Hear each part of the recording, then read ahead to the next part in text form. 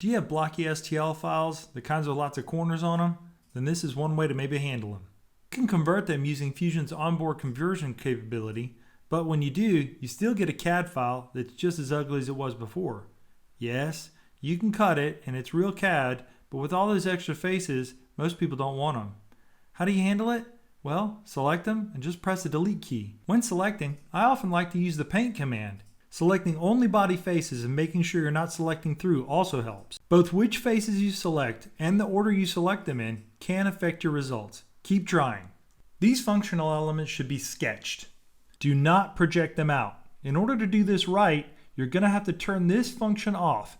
It's on by default and it would result in a number of points. Rebuilding in this way will give you clean functional elements that you can reuse easily.